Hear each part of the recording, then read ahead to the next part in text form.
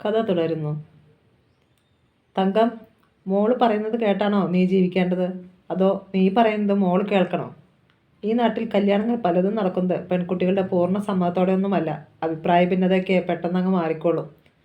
തങ്കം പക്ഷേ നിന്നിടത്തു നിന്ന് അനങ്ങിയില്ല. ഞാൻ തന്നെ പല്ലവിയോട് ചോദിക്കാം.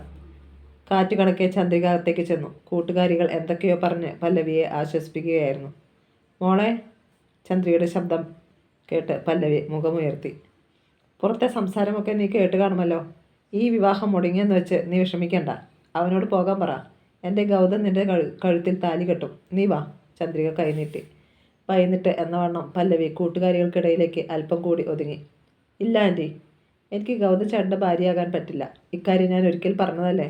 ചന്ദ്രികയുടെ കണ്ണുകളിൽ തീയാളി. പിന്നെ എന്താണ് നിന്റെ മനസ്സിലിരിപ്പ്? ആരും ഒന്നും നിന്നെ കെട്ടുമെന്നാ?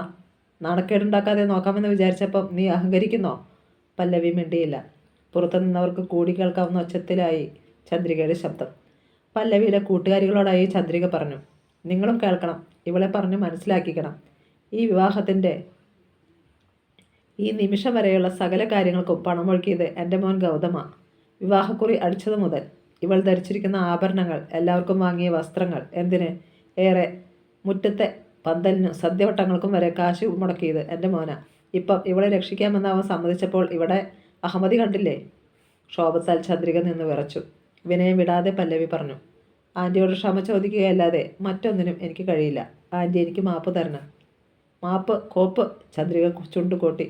ഞാൻ അവസാനമായിട്ട് ചോദിക്കുകയാ, നിനക്ക് ഗൗതത്തെ വിവാഹം കഴിക്കാമോ? അവരുടെ നോട്ടം കണ്ട് രണ്ട് അസ്ത്രങ്ങളായി പല്ലവിയുടെ മുഖത്ത് തറഞ്ഞു നിന്നു. എനിക്ക് കഴിയില്ല ആൻറ്റി. ചന്ദ്രിക എന്തോ പറയാൻ ഭാവിച്ചപ്പോൾ പല്ലവിയുടെ കൂട്ടുകാരികളിൽ ഒരാൾ പറഞ്ഞു. ആൻറ്റി, പെണ്ണിൻ്റെ മനസ്സല്ലേ പ്രധാനം. അവൾക്ക് ഇഷ്ടമല്ലെങ്കിൽ എങ്ങനെ ഗൗതച്ചേട്ടൻ്റെ കൂടെ ജീവിക്കും? ചന്ദ്രികയുടെ രോഷം അവളോടായി. ഇതൊക്കെ പറയാൻ നീ ആരാടി? കൂട്ടുകാരിക്ക് വക്കാലത്ത് പറയാൻ വന്നിരിക്കുന്നു. ഞങ്ങളുടെ കാര്യം നോക്കാൻ ഞങ്ങൾക്കറിയാം. ആ പെൺകുട്ടി വിളറിപ്പോയി. മറ്റൊരാൾ പല്ലവിയുടെ കാതിൽ മന്ത്രിച്ചു. ഈ സ്ത്രീയുടെ കൂടെ ജീവിക്കുന്നതിൽ ഭേദം മരിക്കുന്നതാ. നീ സമ്മതിക്കേണ്ട. പല്ലവി മൂളി. അപ്പോൾ ചന്ദ്രിക അട്ടഹസിച്ചു. നിനക്ക് വിവാഹത്തിന് സമ്മതമല്ലെങ്കിൽ ആഭരണങ്ങളെല്ലാം ഊരിത്താടി. പിന്നെ ഞങ്ങൾക്ക് ചിലവായ പണം അതും ഈ നിമിഷം കിട്ടണം. പുറത്തുണ്ടായിരുന്നവർ എല്ലാം അത് കേട്ടു. കുറേ സ്ത്രീകൾ ഇനി എന്ത് നടക്കുന്നു എന്നറിയാൻ അകത്തേക്ക് കയറി വന്നു. കൂട്ടത്തിൽ തങ്കവും. ഒട്ടും മടിക്കാതെ താൻ ധരിച്ചിരുന്ന ആഭരണങ്ങൾ പല്ലവി അഴിച്ചെടുത്തു. അത് ഒരു കർച്ചീഫിൽ പൊതിഞ്ഞ് ചന്ദ്രികയ്ക്ക് നീട്ടി. ഒട്ടും മടിക്കാതെ ചന്ദ്രിക അത് വാങ്ങി. ഇനി പണം, ചന്ദ്രിക പറഞ്ഞു. നിങ്ങൾക്ക് എത്ര ചിലവായി എന്ന് എനിക്കറിയില്ല. ഇത് 1,00,000 രൂപയുണ്ട്. പിറകിൽ ശബ്ദം കേട്ട് ചന്ദ്രിക തിരിഞ്ഞു. ഒരു കവറും നീട്ടിപ്പിടിച്ചുകൊണ്ട് തങ്കം നിൽക്കുന്നു. വിവാഹ ആവശ്യത്തിന് എന്ന് പറഞ്ഞ് ശ്രീജിത്ത് തങ്കത്തെ ഏൽപ്പിച്ച രൂപയായിരുന്നു അത്. ഓ, ഒരു പണക്കാരി. തങ്കത്തിൻ്റെ കയ്യിൽ നിന്ന് ചന്ദ്രിക ആ കവറും വാങ്ങി. തങ്കം മകളെ നോക്കി. അവളുടെ മുഖത്തെ സങ്കടം മാറുകയും ഒരുതരം നിശ്ചയദാർഢ്യത പ്രകടമാക്കുകയും ചെയ്തിരുന്നു. അകത്തേക്ക് വന്ന വേഗത്തിൽ ചന്ദ്രിക പുറത്തേക്ക് ചെന്നു. ഭർത്താവിനെയും മകനെയും നോക്കി. നന്ദിയില്ലാത്ത ഇവറ്റകളുടെ വീട്ടിൽ ഒരു നിമിഷം നിന്നുകൂടാ. പാചകക്കാരോട് പറ ഗൗതം, എല്ലാം എടുത്ത് ആറ്റിലെറിയാൻ. പന്തലുകാരോട് പറ ഇതൊക്കെ അഴിച്ചുകൊണ്ട് പോകാൻ. കാശിന് ഗതിയില്ലെങ്കിലും ഇവിടെ ഒന്നിനും അഹങ്കാരത്തിന് കുറവില്ല. ആളുകൾക്കിടയിലൂടെ ചന്ദ്രിക നടന്നു കഴിഞ്ഞു. പാചകക്കാർക്ക് വേണ്ട നിർദ്ദേശങ്ങൾ നൽകിയിട്ട് ഗൗതവും പിറകെ ദത്തനും പോയി. ജനങ്ങൾ പരിഹാസത്തോടെ പിന്നെയും അവിടെ ചുറ്റിപ്പറ്റി നിന്നു.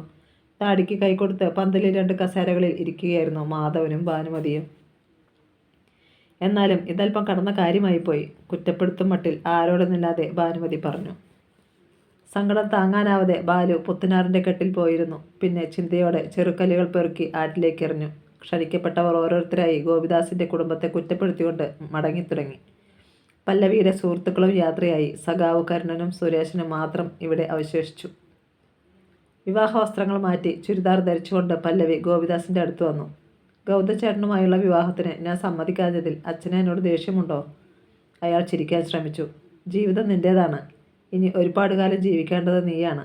നിന്റെ തീരുമാനമാണ് പ്രധാനം. ഇന്നോ നാളെയോ എന്നറിയാതെ കുഴിയിലേക്ക് കാലു നീട്ടിയിരിക്കുന്ന ഞങ്ങളല്ല നിന്റെ കാര്യം തീരുമാനിക്കേണ്ടത്. അച്ഛാ. പല്ലവി ഗോപിദാസിൻ്റെ കഴുത്തിലൂടെ കൈയിട്ട് അയാളെ കെട്ടിപ്പിടിച്ചു. പിന്നെ മാധവനും ഭാനുമതിയും കേൾക്കാൻ വേണ്ടി പറഞ്ഞു.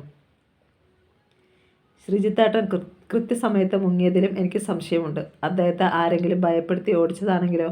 എന്തായാലും ആ സത്യം ഞാൻ കണ്ടുപിടിച്ചിരിക്കും.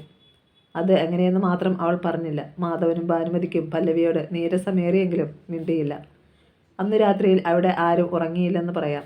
ആഹാരം കഴിച്ചതുമില്ല. പാചകക്കാർ തങ്ങളുണ്ടാക്കിയ സാധനങ്ങൾ മടക്കിക്കൊണ്ടു പോയിരുന്നു. അടുത്ത ദിവസം ബാലുവിനെയും കൂട്ടിക്കൊണ്ട് പല്ലവി നേരെ എടത്വായ്ക്ക് പോയി. KSRTC ബസ് സ്റ്റാൻഡിലെത്തിയ പല്ലവി അവിടുത്തെ ഒരു ഉദ്യോഗസ്ഥനോട് ശ്രീജിത്തിനെ കുറിച്ച് തിരക്കി. ശ്രീജിത്ത്? അയാൾ നെറ്റിച്ചുളിച്ചു. അങ്ങനെ ആരും ഇവിടെ ജോലി ചെയ്യുന്നില്ലല്ലോ. പ്രത്യേകിച്ചും ഡൈയിങ് ഹാർനസിൽ ജോലി നേടിയ ആരും ഈ ഡിപ്പോയിലില്ല. പല്ലവിയുടെ കണ്ണുകൾ കുറുകി. ശ്രീജിത്ത് പറഞ്ഞതെല്ലാം കളവായിരുന്നുവെന്ന് അവൾക്ക് ബോധ്യമായി. പക്ഷെ എന്തിന്? അതുമാത്രം പല്ലവിക്ക് ഉത്തരം കിട്ടിയില്ല.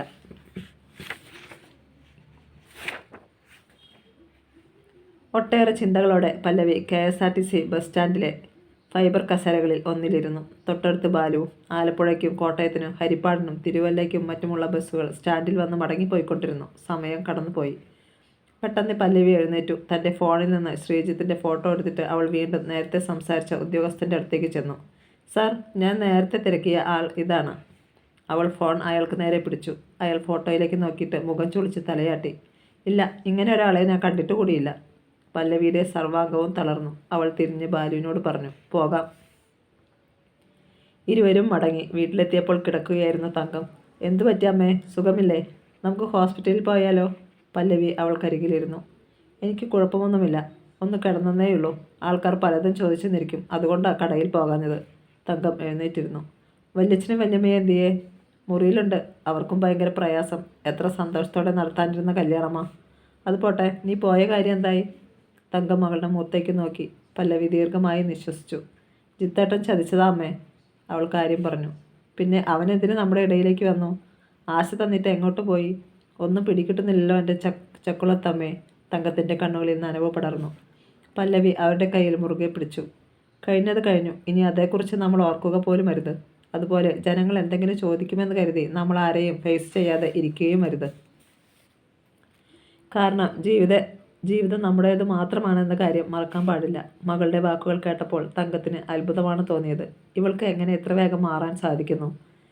ജീവിതത്തിൻ്റെ ഉലയിൽ ചുട്ടുപഴുത്ത് തല്ലി പദം വരുത്തിയ ലോഹമാവുകയായിരുന്നു പല്ലവി. ആരുടെ മുന്നിലും തോൽക്കാൻ അവൾ ഒരുക്കമായിരുന്നില്ല. ആരുടെയും കനിവിനോ സഹായത്തിനോ അവൾ തയ്യാറായിരുന്നുമില്ല. അമ്മ, കടയിൽ പോകണ്ട, ഞാൻ പോയിക്കോളാം. ചോദിക്കുന്നവരോട് ഞാൻ പറഞ്ഞോളാം മറുപടി. പല്ലവി എഴുന്നേൽക്കാൻ ഭാവിച്ചു. അപ്പോൾ തങ്കം അറിയിച്ചു, നീ പോയി കഴിഞ്ഞ് മറ്റൊരു സംഭവം ഉണ്ടായി. എന്താ? പല്ലവി പുരികം ചുളിച്ചു. അമ്മാവിയുടെ ഫോണിലേക്ക് ചന്ദ്രിക വിളിച്ചു. ശ്രീജിത്തിന് നൽകാൻ വേണ്ടി ഒരു മാലയും മോതിരവും വാങ്ങിയിരുന്നല്ലോ. അത് ഇന്നലെ കൊടുത്തിരുന്നില്ല. അത് മടക്കി വേണമെന്നോ ഒരാളിനെ ഇങ്ങോട്ട് അയക്കുന്നു. ആൾ വരട്ടെ, അതും കൂടി കൊടുത്തേക്കാം. അവരുടെ കാശ് മുടക്കി വാങ്ങിയത് നമുക്കെന്തിനാ? പല്ലവി ചിരിച്ചു. ആൾ വരികയും അത് കൊടുത്തു വിടുകയും ചെയ്തു. നിന്റെ അറിവിലേക്ക് ഞാൻ പറഞ്ഞതേയുള്ളൂ. തങ്കം മുടിയൊന്ന് അഴിച്ചു കെട്ടി. നന്നായി, അവൾ പറഞ്ഞു. പല്ലവി പോയി വേഷം മാറി. അടുക്കളയിൽ രാവിലെ അവൾ ആഹാരം തയ്യാറാക്കിയിരുന്നു. അതിൽ അല്പമെടുത്ത് കഴിച്ചു. ശേഷം മറ്റുള്ളവർക്ക് വിളമ്പിക്കൊടുത്ത് ജോലി തങ്കത്തെ ഏൽപ്പിക്കുകയും കടയുടെ താക്കോലുമെടുത്ത് വള്ളം തുഴഞ്ഞ് പുത്തനാറിന് അക്കരയ്ക്ക് പോകുകയും ചെയ്തു. കട തുറന്നു. ഉച്ചസമയമായതിനാൽ ഇടയ്ക്കിടെ കരിക്കിന് നാരങ്ങ വെള്ളത്തിന് ആൾക്കാർ വന്നുകൊണ്ടിരുന്നു. അതിനിടെ കിട്ടിയ ഇടവേളയിൽ പല്ലവി ശ്രീജിത്തിൻ്റെ നമ്പറിലേക്ക് കോൾ അയച്ചു. അവൻ ഫോൺ എടുത്താൽ നല്ല 4 വർത്തമാനം പറയണം എന്നായിരുന്നു തീരുമാനം. പക്ഷേ ഈ നമ്പർ നിലവിലില്ല എന്ന മറുപടിയാണ് ലഭിച്ചത്. ദിവസങ്ങൾ കടന്നുപോയി. ബാലുവിനെ +1 അവൻ പഠിച്ച അതേ സ്കൂളിൽ തന്നെ ചേർത്തു. അപ്പോൾ അവനൊരാഗ്രഹം, ഒരു സൈക്കിൾ കിട്ടിയാൽ കൊള്ളാമെന്ന്. എന്നാൽ വേണമെന്ന് തീർത്ത് പറഞ്ഞുമില്ല. ന്യായമായ ഒരു ആവശ്യമാണെന്ന് പല്ലവിക്ക് തോന്നി. ലോനപ്പൻ്റെ ചിട്ടിക്കട മുഴുവൻ തീർത്തിരുന്നതിനാൽ പല്ലവി അയാൾക്കൊപ്പം അടുത്ത ഡെയിലി ചിട്ടി ചേരുകയും മുൻകൂറായി വാങ്ങിയ പണം കൊണ്ട് ബാലുവിന് സൈക്കിൾ വാങ്ങിക്കൊടുക്കുകയും ചെയ്തു. അവന് സന്തോഷമായി. ഈ സമയത്ത് സൈക്കിൾ വേണമായിരുന്നോ പല്ലവി? തങ്കം മകളോട് തിരക്കി. അവൻ ബൈക്കൊന്നല്ലല്ലോ അമ്മ ആഗ്രഹിച്ചത്. മറ്റു കുട്ടികളെപ്പോലെ അത്യാഗ്രഹമൊന്നും അവനില്ലല്ലോ. ഈ പ്രായത്തിലുള്ള കുട്ടികളുടെ മിനിമം ആവശ്യമായിരുന്നില്ലേ അവൻ്റേത്? അതായിരുന്നു പല്ലവിയുടെ മറുപടി. അപ്പോഴും പല്ലവിയുടെ ഉള്ളിൽ ഒരു ചോദ്യം ബാക്കി കിടന്നു. മുന്നോട്ടുള്ള ജീവിതത്തിന് ഈ വരുമാനം പോരല്ലോ. ഇപ്പോൾ കടയിലൊരു വിധം കച്ചവടമുണ്ട്. അതുകൊണ്ട് വീട്ടുകാര്യങ്ങളും അമ്മയുടെ മരുന്നും ലോനപ്പൻ ചേട്ടൻ്റെ ചിട്ടിയും മുടക്കം കൂടാതെ നടക്കുന്നുണ്ട്. അതുകൊണ്ട് മാത്രം കാര്യമില്ല. പുഞ്ചപ്പാടങ്ങളിൽ കൃഷി ഇറക്കി തുടങ്ങിയിരുന്നു. അല്ലെങ്കിൽ കമ്മൽ വിറ്റതിൻ്റെ ബാക്കി പണം ഇരിക്കുന്നത് എടുത്ത് 2 കന്നുകുട്ടികളെ വാങ്ങി പുഞ്ചയിൽ മേയാൻ വിടാമായിരുന്നു. അവറ്റകൾക്കാകുമ്പോൾ കാര്യമായ പരിചരണമൊന്നും വേണ്ട. 1 വർഷം വളർത്തിക്കഴിഞ്ഞാൽ വാങ്ങുന്നതിൻ്റെ 10 ഇരട്ടി ലാഭം കിട്ടും. പോത്തുകൾക്ക് എന്താ മാർക്കറ്റ്? 10-60 കോഴികളെ വളർത്താവുന്ന ഒരു കൂട് കിടപ്പുണ്ട്. അവൾ അരപ്രായം എത്തിയ കുറേ മുട്ടക്കോഴികളെ വാങ്ങിച്ചു. അവയ്ക്കുള്ള തീറ്റയും. ദിവസം 10-40 മുട്ടകൾ കിട്ടിയാൽ തന്നെ അതൊരു ചെറിയ സമ്പാദ്യമാകും. ഇതൊക്കെ കണ്ട് തങ്കം നെറ്റി ചുളിച്ചു. നിന്റെ റിസൾട്ട് വന്നില്ലേ പല്ലവി? ജയിച്ചു കഴിഞ്ഞാൽ മറ്റെന്തെങ്കിലും പഠിക്കണ്ടേ? കടയിൽ അവർ ഇരുവരും മാത്രം ഉള്ളപ്പോഴായിരുന്നു തങ്കത്തിൻ്റെ ചോദ്യം. ഒരൊഴുക്കം മട്ടിലായിരുന്നു പല്ലവിയുടെ മറുപടി. റിസൾട്ടൊക്കെ വന്നു അമ്മേ. എനിക്ക് 80% മാർക്കുമുണ്ട്. തങ്കത്തിൻ്റെ കണ്ണുകൾ മിഴിഞ്ഞു.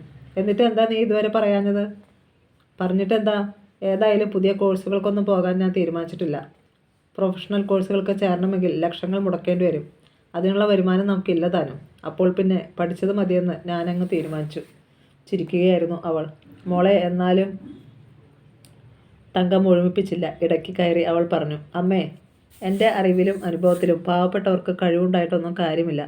റിട്ടൺ ടെസ്റ്റിലുള്ള 1ാം റാങ്കുകാരെ മാറ്റി നിർത്തിയിട്ട് ഇൻ്റർവ്യൂ എന്ന കൺകെട്ട് കളിയിൽ 100ാം റാങ്കുകാർ രാഷ്ട്രീയക്കാരുടെ ബന്ധുക്കളാണെങ്കിൽ അവർക്ക് മാർക്ക് കോരിക്കൊടുത്ത് ജോലി നൽകുന്ന നാടായിപ്പോയി നമ്മുടേത്. പിന്നെ പഠിച്ചിട്ട് എന്ത് കാര്യം? അല്ലെങ്കിൽ പിന്നെ നമ്മൾ കോടതിയിൽ പോകണം. അതിന് വക്കീൽമാർക്ക് ഫീസ് കൊടുക്കണ്ടേ? വർഷങ്ങളോളം ചിലപ്പോൾ കേസ് നീണ്ടുപോകും. ഇനി PSC പരീക്ഷ എഴുതി റാങ്ക് കിട്ടിയെന്നിരിക്കട്ടെ, ജോലി കിട്ടുമെന്നിരിക്കട്ടെ, റാങ്കിൽ നമ്മൾ മുന്നിലെത്തിയാൽ പോലും നിയമനം കിട്ടുമോ? താൽക്കാലിക നിയമനം എന്ന ലാബിൽ ഭരണക്കാരുടെ ആൾക്കാരെ തിരികെ കയറ്റും. പിന്നെ 2-3 വർഷങ്ങൾ കഴിയുമ്പോൾ എന്തെങ്കിലും ഒരു കാരണം പറഞ്ഞ് അവരെ സ്ഥിരപ്പെടുത്തും. അപ്പോഴും പിടിപാടില്ലാത്ത പാവപ്പെട്ടവൻ പുറത്ത്. കുറേ കാലം സെക്രട്ടറിന് മുന്നിൽ വെയിൽ കൊണ്ടിരിക്കാം. പൈസ മുടക്കാതെ ജലപീരങ്കിയുടെ സഹായത്തോടെ കുളിക്കാം. TV-യിലും പത്രത്തിലുമൊക്കെ പടവും വാർത്തകളും വരും എന്നതിലുപരി എന്ത് നേട്ടം? അതിൽ ഭേദം നമുക്ക് ഇങ്ങനെ ഉള്ള സുഖവും ദുഃഖവും പങ്കുവച്ച് അങ്ങ് ജീവിക്കുന്നതല്ലേ? മകളുടെ മുഖത്തേക്ക് നോക്കി വീഴ്ചിരിക്കാനേ കഴിഞ്ഞുള്ളൂ തങ്കത്തിന്. അവൾ പറയുന്നത് സത്യമാണെന്ന് അവർക്കും അറിയാം. എന്നാൽ അവരെ അമ്പരിപ്പിച്ചത് മറ്റൊരു കാര്യമാണ്. ജീവിതത്തെ ഇങ്ങനെ ലഘൂകരിച്ച് കാണാൻ ഇവൾക്ക് എങ്ങനെ സാധിക്കുന്നു? അവരുടെ ചിന്തയെ മുറിച്ചുകൊണ്ട് പല്ലവി തുടർന്നു. പിന്നെ അമ്മേ, നമ്മൾ എത്രയൊക്കെ തലകുത്തി മറിഞ്ഞാലും നമ്മുടെ തലയോട്ടിയിൽ പ്രകൃതി കോറിയിട്ടിരിക്കുന്ന ചില കാര്യങ്ങളുണ്ട്. അത് അനുഭവിച്ചേ പറ്റൂ. കാലം കരുതി വച്ചിരിക്കുന്നത് നമ്മളെ തേടിയെത്തും. ജീവിക്കാൻ യാതൊരു ഗതിയുമില്ലാതെ ആത്മഹത്യ ചെയ്യാൻ തീരുമാനിച്ചിരിക്കുന്നവർക്ക് ലോട്ടറി അടിച്ചിട്ടില്ലേ? അതുപോലെ.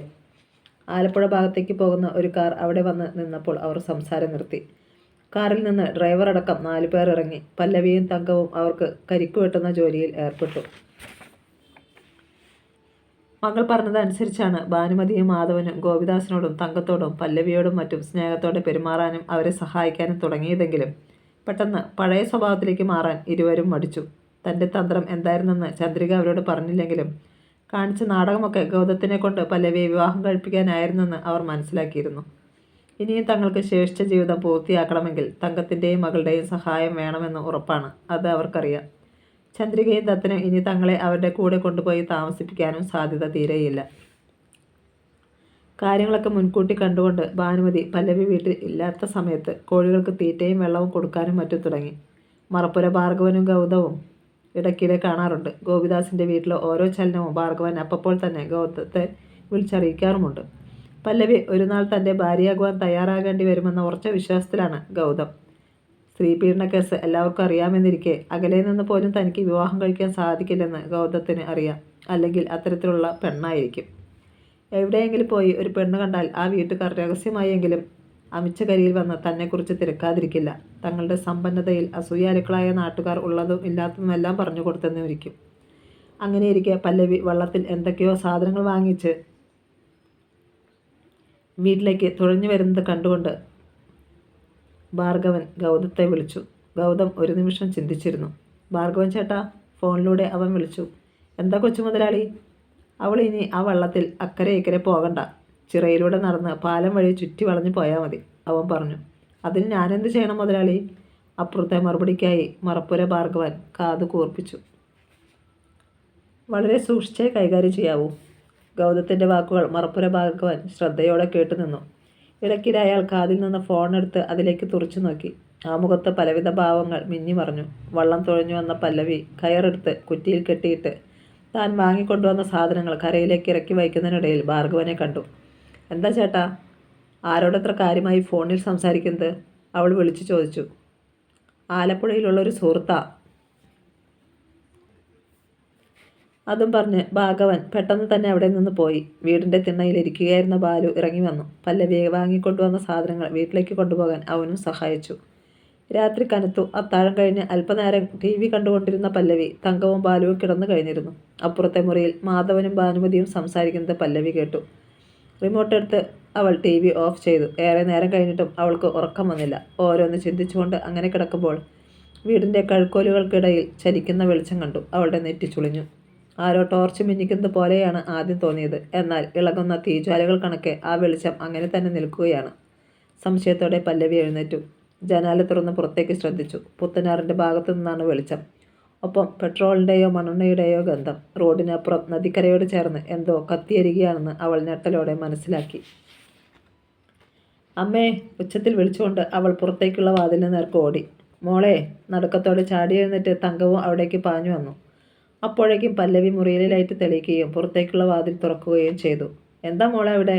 അപ്പുറത്തെ മുറിയിൽ നിന്ന് ഗോപിദാസിൻ്റെ ഒച്ച. ബാലുവും മാധവനും ഭാനുമതിയും ഇതിനിടെ എഴുന്നേറ്റ് കഴിഞ്ഞിരുന്നു. ഗോപിദാസിൻ്റെ ചോദ്യത്തിന് മറുപടി പറയാതെ പല്ലവി മുറ്റത്തേക്ക് ചാടി. പിറകെ തങ്കവും. ചിറയിലെ റോഡിലേക്ക് ചെന്ന പല്ലവിക്ക് ശിരസിൽ ഒരു പ്രഹരമേറ്റ അനുഭവമായിരുന്നു. തൻ്റെ വള്ളം കത്തിയെരിയുന്നു. അവൾക്ക് ശ്വാസം വിലങ്ങി. മോളെ പല്ലവി! തങ്കം അവളെ അള്ളിപ്പിടിച്ചു. മാധവനും ഭാനുമതിയും ബാലുവും ഇതിനോടകം അവർക്ക് പിന്നിൽ എത്തിക്കഴിഞ്ഞിരുന്നു. ഇതെങ്ങനെയാ വള്ളത്തിന് തീ പിടിച്ചത്? കരച്ചിലടക്കാൻ ശ്രമിക്കുന്നതിനിടയിൽ പല്ലവി നാവനക്കി. ആരാണ്ട് തീയിട്ടതാ. അവൾ ചിറയുടെ ഇരുഭാഗത്തേക്ക് നോക്കി. അവിടെയെങ്ങും ആരുമില്ല. ഒരാൾ പൊക്കത്തിൽ തീ നിന്ന് എരിയുകയാണ്. ബാലു, ഒരു ബക്കറ്റിങ് എടുത്തോണ്ട് വാടാ. മാധവൻ നദിയിലേക്ക് ഇറങ്ങാൻ ഭാവിച്ചു. വേണ്ട വല്യച്ഛ, പല്ലവി അയാളെ തടഞ്ഞു. ഇനി അതിലെ തീ അണച്ചിട്ടും കാര്യമില്ല. എന്നാലും ആരാ ഈ മഹാപാപം ചെയ്തത്? അവനൊന്നും ഗുണം പിടിക്കത്തില്ല. ഭാനുമതി തലയിൽ കൈവച്ച് പ്രാഗി. ഇങ്ങനെയൊക്കെ ചെയ്യുന്നവർക്ക് ഒരിക്കലും ശാപമായിരിക്കില്ല വല്യമ്മേ. പുറം കൈക്കൊണ്ട് കണ്ണു തുളച്ചിട്ട് പല്ലവി പിന്തിരിഞ്ഞു. പിന്നെ തിണ്ണയിൽ എരിയുന്ന വള്ളത്തിലേക്ക് നോക്കിക്കൊണ്ടിരുന്നു. തൻ്റെ ജീവിതമാണ് അവിടെ എരിഞ്ഞമരുന്നതെന്ന് അവൾക്ക് തോന്നി. ഇനി അക്കരയ്ക്ക് പോകണമെങ്കിൽ പാലത്തിലൂടെ ചുറ്റിവളഞ്ഞു നടക്കണം. ഗോപിദാസ് കാര്യം എന്താണെന്ന് വിളിച്ചു ചോദിക്കുകയായിരുന്നു അപ്പോഴും. അമ്മ അച്ഛൻ്റെ അടുത്തേക്ക് ചെല്ല്, പല്ലവി തങ്കത്തെ പറഞ്ഞയച്ചു. തുടർന്ന് ശില പോലെ അവൾ അവിടെ തന്നെ ഇരുന്നു. മാധവനും ഭാനുമതിയും ബാലുവും അവൾക്കൊപ്പം ഇരുന്നു. ക്രമേണ തീ അണഞ്ഞു. പക്ഷേ വള്ളത്തിൻ്റെ പടികൾ അപ്പോഴും കനൽക്കട്ടകളായി അവശേഷിച്ചു. നേരം പുലർന്നു. അയൽക്കാർ പോലും കാര്യമറിയുന്നത് അപ്പോഴാണ്. ക്രമേണ അവിടെ ഒരു ആൾക്കൂട്ടം രൂപം കൊണ്ടു. കേസ് കൊടുക്കണം. എന്തൊരു അഹമ്മതിയായിപ്പോയി ഇത്, സുരേശൻ രോഷത്തോടെ പറഞ്ഞു. ഒന്നും വേണ്ട, പല്ലവി ദീർഘമായി നിശ്വസിച്ചു.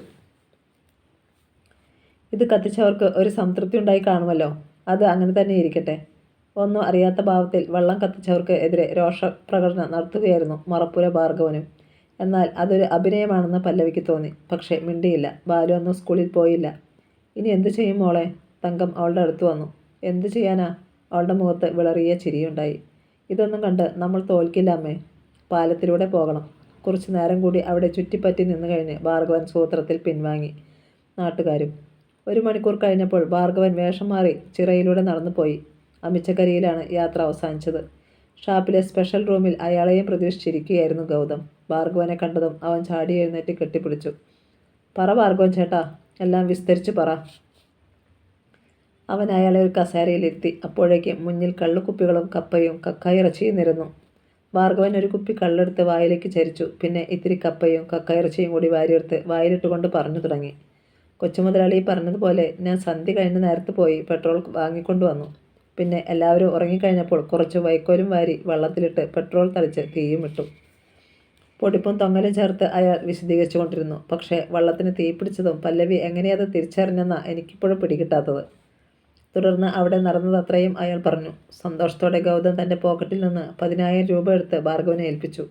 ഇനിയും എനിക്ക് ചേട്ടൻ്റെ സഹായം വേണ്ടി വന്നേക്കും.